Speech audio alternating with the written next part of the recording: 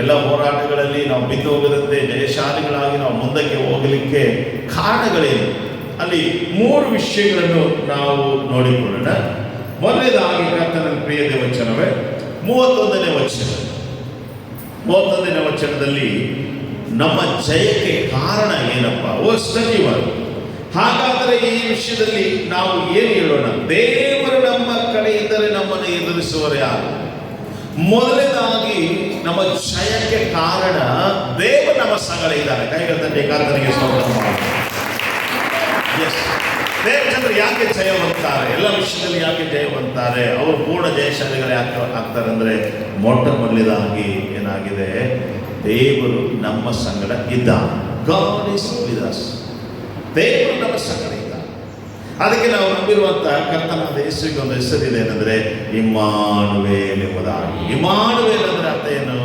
ದೇವರು ಮನುಷ್ಯರ ಸಂಗಡ ಇದ್ದಾನೆ, ದೇವರು ನಮ್ಮ ಸಂಗಡ ಇದ್ದಾನೆ ಎಂಬುದಾಗಿ. ದೇವರು ನಮ್ಮ ಸಂಗಡ ಇರುವ ಕಾರಣ, ದೇವರು ನಮ್ಮ ಸಂಗಡ ವಾಸಿಸುವ ಕಾರಣ, ದೇವರು ನಮ್ಮ ಜೊತೆಯಲ್ಲಿ ಆತನು ಯಾವಾಗಲೂ ಇರುವ ಕಾರಣ ನಮಗೆ ಎಲ್ಲ ವಿಷಯದಲ್ಲಿ ಜಯವು ಮತ್ತು ಪೂರ್ಣಶಾಲಿಯಾಗಿ ನಾವು ಜಯವನ್ನು ಹೊಂದುತ್ತೇವೆ. ಮತ್ತಾಯ ಸುವಾರ್ತೆ 28ನೇ ಅಧ್ಯಾಯದಲ್ಲಿ 19-20 ತೆಗೆಯೋದು ಬೇಡ. ಯೇಸು ಸ್ವಾಮಿ ಆತನು ಈ ಲೋಕಕ್ಕೆ ಬಂದು ನಮ್ಮೆಲ್ಲರ ಪಾಪಗಳನ್ನು ಹೊತ್ತುಕೊಂಡು ಕಲ್ವಾರಿ ಶಿಲುಬೆಯಲ್ಲಿ ಆತನ ಮರಣವನ್ನು ಹೊಂದಿ ಸಮಾಧಿಗೆ ಸೇರಿ 3 ದಿವಸ ಆದ ಮೇಲೆ ಆತನ ತಿರುಗಿ ಮರಣವನ್ನು ಜಯಿಸಿ ಬಂದ ಮೇಲೆ ಯೇಸು ಸ್ವಾಮಿ 40 ದಿವಸ ಭೂಮಿಯಲ್ಲಿ ಶಿಷ್ಯರಿಗೆ ಕಾಣಿಸಿಕೊಂಡು ಅನೇಕ ವಿಷಯಗಳನ್ನು ಹೇಳಿದನು. ಮತ್ತು ಆತನು ಪರಲೋಕಕ್ಕೆ ಏರಿ ಹೋಗುವಾಗ ಒಂದು ವಿಷಯವನ್ನು ಹೇಳಿದನು, ಅಂದರೆ ನೋಡ್ರಿ, ಯುಗದ ಅಂತ್ಯದವರೆಗೂ ಎಲ್ಲಾ ದಿವಸ ನಾನು ನಿಮ್ಮ ಸಂಗಡ ಇರುತ್ತೇನೆ. ಕೈಗೊಳ್ಳಿ ಯಾರು? ಸ್ವಾಮಿ ಹೇಳಿದ ವಾಗ್ದಾನ, ಎಸ್ಐ ಹೇಳಿದ ವಾಗ್ದಾನ ಏನಂದ್ರೆ ಯುಗದ ಅಂತ್ಯದವರೆಗೂ, 1-2 ದಿವಸ ಅಲ್ಲ, 1 ವರ್ಷ 2 ವರ್ಷ ಅಲ್ಲ, ಏನೋ 5-10 ವರ್ಷ ಅಲ್ಲ, ಒಂದು ಜನರೇಷನ್ಗಾಗಿ ಅಲ್ಲ. ಆತನು ಹೇಳಿದನು, ಯುಗದ ಅಂತ್ಯದವರೆಗೂ, ತಲೆವರೆಗೂ ನಾನು ನಿಮ್ಮ ಸಂಗಡ ಇರ್ತೇನೆ. ಅಂದ್ರೆ ನಿಮ್ಮ ಸಂಗಡ ಇದೇನು ಮಾಡ್ತೇನೆ ಅಲ್ಲಿ ಹೇಳ್ತಾ ಇದ್ದಾನೆ. ಅದರ ಮೇಲಿನ ವಚನ ನೋಡಿರಿ, ಪರಲೋಕದಲ್ಲಿಯೂ ಭೂಲೋಕದಲ್ಲಿಯೂ ಸಕಲ ಅಧಿಕಾರವು ನನಗೆ ಕೊಡಲ್ಪಟ್ಟಿದೆ. ಸಕಲ ಅಧಿಕಾರವು ನನ್ನ ಕೈಯಲ್ಲಿದೆ, ಸಕಲ ಅಧಿಕಾರವು ನನ್ನದಾಗಿದೆ. ಹಾಗಾಗಿ ಪರಲೋಕದಲ್ಲಿ ಭೂಲೋಕದಲ್ಲಿಯೂ ಸಕಲ ಅಧಿಕಾರವುಳ್ಳಂತ ನಾನು ನಿಮ್ಮ ಸಂಗಡ ಯುಗದ ಅಂತ್ಯದವರೆಗೂ ಎಲ್ಲಾ ದಿವಸ ನಿಮ್ಮ ಸಂಗಡ ಇರ್ತೇನೆ.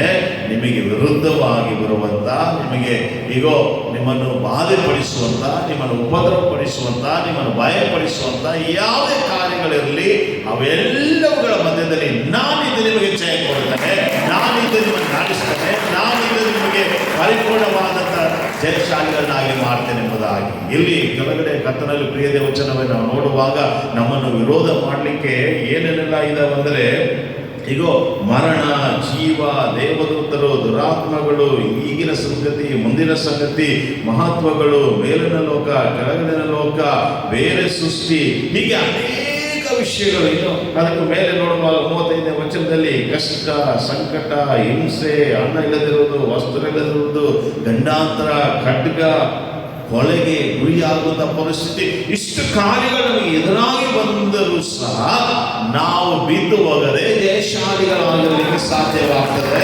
ಕಾರಣ ಏನಂದ್ರೆ, ಪರಲೋಕದ ದೇವರು, ಜೀವವುಳ್ಳ ದೇವರು, ಈಗೋ ನಮಗಾಗಿ ಶಿಲುಬೆಯಲ್ಲಿ ಮರಣ ಹೊಂದಿ, ಈಗೋ ಸಮಾಧಿಗೆ ಸೇರಿ 3ನೇ ದಿವಸದಲ್ಲಿ ಮರಣವನ್ನು ಜಯಿಸಿರುವಂತ ಕರ್ತನಾದ ಯೇಸು ನಮ್ಮ ಸಂಗಡ ಇದ್ದಾನೆ. ಆತ ನಮ್ಮ ಸಂಗಡ ಇರುವಾಗ ನಮ್ಮ ಜೀವಿತದಲ್ಲಿ ಒಂದೊಂದು ದಿನವೂ ನಮಗೆ ಜಯ ಜಯ ಜಯ ಎಂಬುದಾಗಿ. ಎಲ್ಲರೂ ನಾವು ಹೇಳೋಣ, ಕ್ರಿಸ್ತ ನನ್ನೊಂದಿಗೆ ಇದ್ದಾನೆ, ಹಾಗಾಗಿ ಯಾವಾಗಲೂ ನನಗೆ ಜಯ, ಎಲ್ಲಾ ವಿಷಯದಲ್ಲಿ ನನಗೆ ಜಯ. Hallelujah, hallelujah. ದೇವರ ನಾಮಕ್ಕೆ ಸ್ತೋತ್ರವಾಗಲಿ.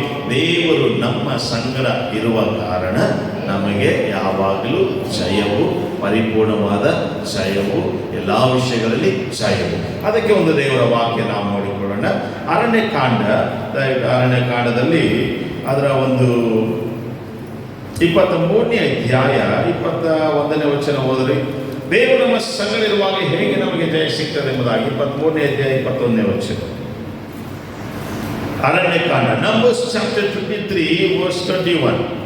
ಯಾಕೋಬ್ಯರಲ್ಲಿ ಯಾವ ಆಪತ್ತಿನ ಸೂಚನೆಯೂ ಇಲ್ಲ. ಯಾಕೋಬರಲ್ಲಿ ಯಾವ ಆಪತ್ತಿನ ಸೂಚನೆ ಇಲ್ಲ.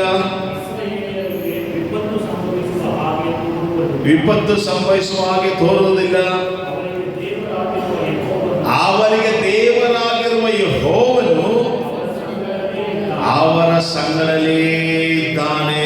ಹಲ್ಲೆಲೂಯಾ, ದೇವರ ನಾಮಕ್ಕೆ ಸ್ತೋತ್ರವಾಗಲಿ. ಇಲ್ಲಿ ಇಸ್ರಾಯೇಲ್ ಜನರಿಗೆ ವಿರುದ್ಧವಾಗಿ ಒಬ್ಬ ರಾಜನು ಒಂದು ಪ್ರವಾದಿಯನ್ನು ನೇಮಿಸಿ ಅವರನ್ನು ಶಪಿಸಿ ಅವರನ್ನು ಹಾಳು ಮಾಡಬೇಕು, ಅಪಚಯಕ್ಕೆ ನಡೆಸಬೇಕೆಂಬುದಾಗಿ ಒಂದು ಕುತಂತ್ರವನ್ನು ಮಾಡ್ತಾ ಇದ್ದಾರೆ.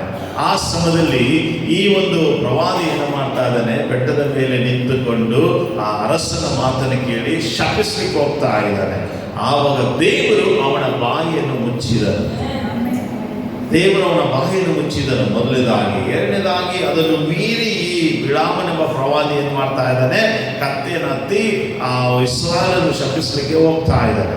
ಆವಾಗ ದೇವರು ಏನು ಮಾಡ್ತಾ ಇದ್ದಾನೆ ಅಂದರೆ, ಅವರು ಆ ಕತ್ತೆ ಮೇಲೆ ಒಂದು ಸಂದಿನಲ್ಲಿ ಹೋಗಬೇಕಾದ್ರೆ ಆ ಸಂದಿನಲ್ಲಿ ದೇವದೂತನು ಕತ್ತಿಯನ್ನು ಹಿಡಿದುಕೊಂಡು ನಿಂತುಕೊಂಡಿದ್ದಾನೆ. ಅದೇ ಅದೇದಲ್ಲಿ ನಾವು ನೋಡುತ್ತೇವೆ, ಕತ್ತಿಯನ್ನು ಹಿಡಿದುಕೊಂಡು ದೇವದೂತ ನಿಂತಿದ್ದಾನಂತೆ. ನೋಡ್ರಿ, ದೇವ ಜನರಿಗೆ ವಿರುದ್ಧವಾಗಿ ಶಾಪಿಸಲಿಕ್ಕೆ, ಅವರನ್ನು ದೂಷಿಸಲಿಕ್ಕೆ, ಅವರನ್ನು ಹಾಳು ಮಾಡಲಿಕ್ಕೆ, ಅವರನ್ನು ನಾಶ ಮಾಡಲಿಕ್ಕೆ, ಅವರಿಗೆ ಬಾಧೆಪಡಿಸಲಿಕ್ಕೆ ಯಾರೇ ಹೋಗಲಿ, ಅದು ಪ್ರವಾದಿಗಳಾಗಿರ್ಬೋದು, ಅಧಿಕಾರಿಗಳಾಗಿರ್ಬೋದು, ಮನುಷ್ಯರಾಗಿರ್ಬೋದು, ಏನು ಬಂಧು ಸಂಬಂಧಿಗಳಾಗಿರ್ಬೋದು, ಲೋಕಚಂದ್ರಾಗಿರ್ಬೋದು, ಯಾರೇ ಆಗಿರ್ಬೋದು, ದೇವ ಜನರಿಗೆ ವಿರುದ್ಧವಾಗಿ ಶಪಿಸಲಿಕ್ಕೆ, ನಾಶ ಮಾಡಲಿಕ್ಕೆ, ಅವರನ್ನು ಹತ್ತಿರಲಿಕ್ಕೆ ಯಾವ ಶಕ್ತಿಯಾಗಲಿ ಜನರಾಗಲಿ ಹೋಗುವಾಗ ಅವರಿಗೆ ವಿರುದ್ಧವಾಗಿ ದೇವರು ನಿಂತುಕೊಳ್ಳುವನಾಗಿದ್ದಾನೆ. ಅದನ್ನು ಅಡೆಯುವುದಕ್ಕಾಗಿ, ಅದನ್ನು ನಿಲ್ಲಿಸುವುದಕ್ಕಾಗಿ ದೇವರು ಆತನು ನಿಲ್ಲುವವನಾಗಿದ್ದಾನೆ ಎಂಬುದಾಗಿ ಇಲ್ಲಿ ದೇವರು ಒಬ್ಬ ದೂತನನ್ನು ಕಳಿಸಿ ಆ ಬಿಳಾಮನೆಂಬ ಪ್ರವಾದಿ ಹೋಗುವಂತಹ ಮಾರ್ಗದಲ್ಲಿ ಕತ್ತಿಯನ್ನು ಹಿಡಿದುಕೊಂಡು ನಿಂತುಕೊಂಡಿದ್ದಾನೆ.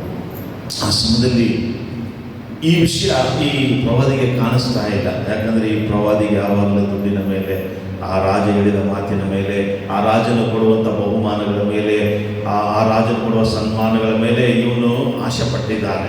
ಹಾಗಾಗಿ ಅವನು ಅದರ ಮೇಲೆ ಮನಸ್ಸಿಟ್ಟ ಕಾರಣ ದೇವರ ಕಾರ್ಯಗಳನ್ನು ನೋಡಲಿಕ್ಕೆ ಆಗುವುದಿಲ್ಲ. ಕರ್ತನಲ್ಲಿ ಪ್ರಿಯ ದೇವಚನವೇ, ನಾವು ಯಾವಾಗಲೂ ಈ ಲೋಕದ ಮೇಲೆ ಮನಸ್ಸಿರದೆ ದೇವರ ಕಾರ್ಯಗಳ ಮೇಲೆ ಮನಸ್ಸಿಡುವಾಗ ದೇವರು ನಮಗೆ ಕಾಣಿಸಿಕೊಳ್ಳುವನಾಗಿದ್ದಾನೆ, ದೇವರು ನಮ್ಮನ್ನು ಆಶೀರ್ವದಿಸುವನಾಗಿದ್ದಾನೆ. ಈ ಕತ್ತೆ ಮೇಲೆ ಕೂತ್ಕೊಂಡು ಹೋಗುವಾಗ ಈ ಕತ್ತೆ ಏನು ಮಾಡ್ತಾ ಇದೆ ಅಂದರೆ, ಭಾಳ ಒಳ್ಳೆಯ ಕತ್ತೆ, ಅದು ಭಾಳ ವಿಶ್ವಾಸವುಳ್ಳ ಕತ್ತೆ. ಅದೇನು ಮಾಡ್ತಾ ಇದೆ, ಹೋಗ್ಬೇಕಾದ್ರೆ ಅದು ಫಸ್ಟ್ ನಿಂತ್ಕೊಂಡು ಮುಂದಕ್ಕೆ ಹೋಗ್ತಾ ಇದೆ. ಇವನೇನು ಮಾಡ್ತಾ ಇದ್ದಾನೆ, ಅದಕ್ಕೆ ಹೊಡಿತಾ ಇದ್ದಾನೆ. ಹೊಡೆದಾಗ ಅದು ನೋಗಿ ಅದೇನು ಮಾಡ್ತಾ ಇದೆ, ಈ ಕಡೆ ಒಂದು ಗೋಡೆಗೆ ಹೋಗಿ ಅದು ಒತ್ತುಕೊಳ್ತಾ ಇದೆ. ಆ ಗೋಡೆಗೆ ಹೋದಾಗ ಏನಾಗ್ತಾ ಇದೆ, ಆ ಬಿಳಾಮನ ಕಾಲು ತರ್ಕೊಂಡು ಹೋಗ್ತಾ ಇದೆ. ಮತ್ತೆ ಗಟ್ಟಿಯಾಗಿ ಹೊಡೆದನು. ಅದೇನು ಮಾಡ್ತಾ ಇದೆ, ಮತ್ತೆ ಈ ಕಡೆಗೆ ಹೋಗಿ ಹೊರಗೆ ಅದು ಅಂದ್ಕೊಳ್ತಾ ಇದೆ. ಇವನಿಗೆ ಮತ್ತೆ ನೋವಾಯಿತು, ರಕ್ತ ಬಂತು ಅವನಿಗೆ. ಅವಾಗ ಅವನಿಗೆ ಸಿಟ್ಟು ಬಂದು ತುಂಬ ಬಡಿತಾ ಇದ್ದಾನೆ. ಕಾರಣ ನಾವು ನೋಡಿದ್ದೇವಲ್ವಾ, ಆ ಒಂದು ರೋಮ 8:32 ಎಲ್ಲ ವಿಷಯಗಳಲ್ಲಿ ನಾವು ಪೂರ್ಣ ಜಯಶಾಲಿಗಳಾಗ್ತಿರುವುದಾಗಿ ಆ ಒಂದು 3 ವಿಷಯಗಳನ್ನು ನಾವು ನೋಡಿದೆವು. ದೇವಜನರ ಜಯಕ್ಕೆ ಕಾರಣ ಒಂದನೇದಾಗಿ ದೇವರು ನಮ್ಮ ಕಡೆ ಇದ್ದಾನೆ, ಅದಕ್ಕಾಗಿ ನಾವು ಜಯ ಹೊಂದುತ್ತೇವೆ. ಎರಡನೇದಾಗಿ ದೇವರು ನಮ್ಮನ್ನು ಆರಿಸಿಕೊಂಡದ್ದು ಮಾತ್ರವಲ್ಲದೆ ನಮ್ಮ ವಿಷಯದಲ್ಲಿ ಆತನೇ ನಿರ್ಣಯ ಮಾಡ್ತಾನೆ, ಹಾಗಾಗಿ ನಾವು ಜಯ ಹೊಂದುತ್ತೇವೆ. ಇನ್ನು ಮೂರನೇದಾಗಿ, ಕೊನೆಯದಾಗಿ ಕ್ರಿಸ್ತನು ನಮ್ಮನ್ನು ಪ್ರೀತಿ ಮಾಡಿದ್ದಾನೆ. ಪ್ರೀತಿ ಮಾಡಿದ ಅಷ್ಟೇ ಅಲ್ಲದೆ ನಮ್ಮ ಪಕ್ಷದಲ್ಲಿ ತಂದೆಯಾದ ದೇವರ ಬಳಿಯಲ್ಲಿದ್ದು ಯಾವಾಗಲೂ ಪ್ರಾರ್ಥನೆ ಮಾಡ್ತಾ ಇದ್ದಾನೆ. ಸೊ ಹೀಗೆ ಈ 3 ವಿಷಯಗಳು ನಮ್ಮ ಪಕ್ಷದಲ್ಲಿ ಇರುವ ಕಾರಣ ನಾವು ಯಾವಾಗಲೂ ಪೂರ್ಣ ಜಯಶಾಲಿಗಳಾಗಿ ಕರ್ತನಾದ ಯೇಸುವಿನಲ್ಲಿ ನಾವು ಜಯ ವಿಶ್ವಾಸಿಗಳಾಗಿ ಜೀವಿಸಲಿಕ್ಕೆ ಸಾಧ್ಯವಾಗ್ತದೆ. ದೇವರು ಈ ವಾಕ್ಯಗಳ ಮೂಲಕವಾಗಿ ನಿಮ್ಮನ್ನು, ನಿಮ್ಮ ಕುಟುಂಬವನ್ನು ಆಶೀರ್ವಾದ ಮಾಡಲಿ. ಕಣ್ಣುಗಳನ್ನು ಮುಚ್ಚಿ ಪ್ರಾರ್ಥನೆ.